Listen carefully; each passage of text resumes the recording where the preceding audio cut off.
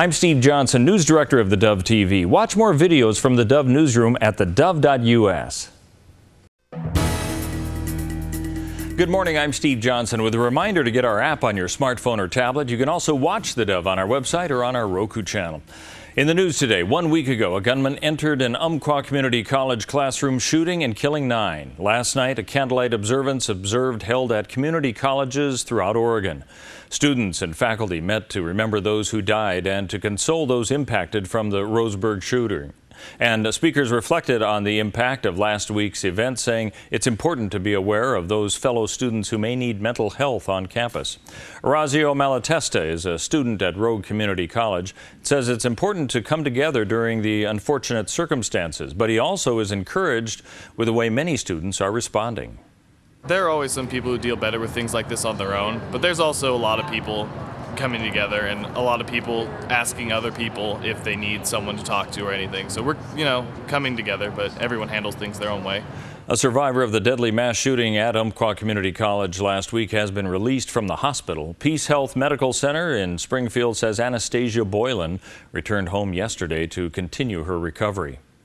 The recent mass shootings at Umpqua Community College has policymakers asking some tough questions about what can be done to stop such a tragedy. State Senator Jeff Cruz is from Roseburg, and he shares what his message has been with fellow lawmakers and the governor.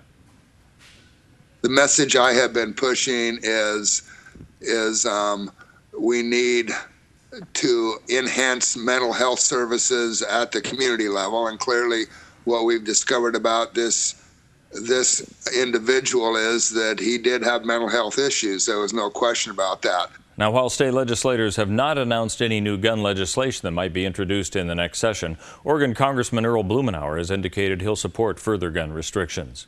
It was a quiet day at Southern Oregon University in Ashland as campus officials canceled classes after receiving a threatening handwritten note.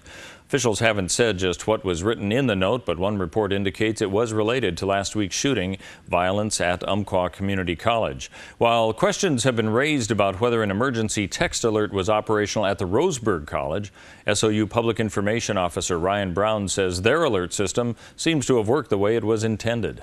Within 23 seconds, 85% of the recipients had received their text messages letting them know. So we were very pleased with that result, and it was less than 90 seconds before more than 95% of the messages had been delivered. Classes resumed today, and Brown says there will be an increased presence of Ashland police on campus as the investigation continues.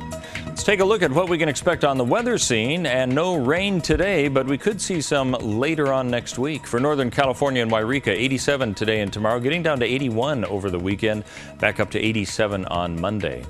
As we head into the Klamath Basin, 82 degrees and mostly sunny today and tomorrow, down to 74 degrees on Saturday. Slight chance of rain on Sunday, bouncing back up to 82 degrees on Monday. As we head along the Oregon coastal area, this is where we'll see rain off and on. Today, slight chance with a high of 72, 71 tomorrow.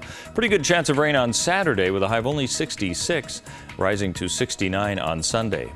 As we move into the Bend area, 79 today, 80 tomorrow, a chance for rain on Saturday and Sunday with the highs only 69 degrees. And for Southern Oregon in the Medford, Grants Pass, and Ashland area, 88 today, 87 tomorrow, down to 81 Saturday and Sunday with a slight chance of rain. That's your news and weather right here on the Dove.